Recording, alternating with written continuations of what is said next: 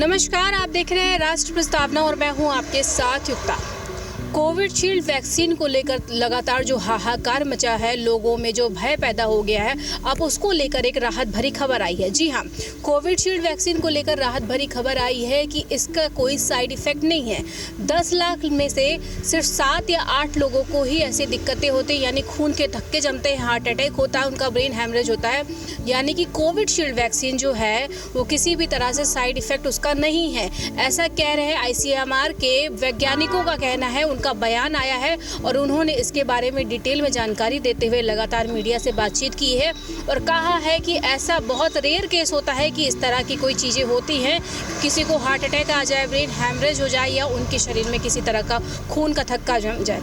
लेकिन आपको बता दें कि ब्रिटेन की एक अदालत में जब इस तरह का मामला हुआ कि जिन परिजनों ने अपने परिजनों को खोया था, यानी कि परिवार के लोगों ने जब अपने परिजनों को कोरोना काल के दौरान खोया था और वहाँ पे वैक्सीनेशन होने के बाद कुछ लोगों की जब मौत हो गई थी, तो उनके जो घर वाले थे उन्होंने ये आरोप लगाया था कि वैक्सीनेशन होने के बाद भी ऐसा क्यों हुआ। और फिर जब लंदन के हाई कोर्ट में इस कंपनी ने अपना बयान दिया कि हाँ ऐसा होता है, उसके बाद सोशल मीडिया पर लगातार हाहाकार मच गया। लोग इस पर सवाल उठाने लगे सरकार पर कि आखिर ऐसा क्यों हुआ और अगर कोविशील्ड वैक्सीन अगर साइड इफेक्ट था तो लोगों को क्यों लगवाई गई। आपको बताते चले, ये जो कोविशील्ड वैक्सीन है लगभग देश में 90% लोगों ने इस वैक्सीन को लगवाया है और इसको लेकर अब लोगों के मन में भय पैदा हो गया। लेकिन जो ICMR के पूर्व वैज्ञानिक है डॉक्टर रमन, उन्होंने बयान दिया है कि ऐसा नहीं होता है।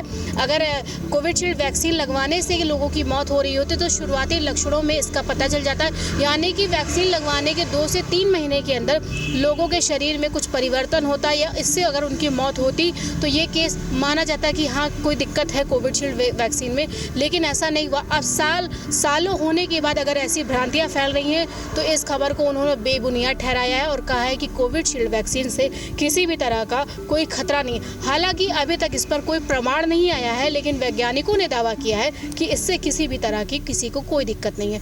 कैमरामैन शशि रंजन के साथ युक्ता पांडे, लखनऊ से।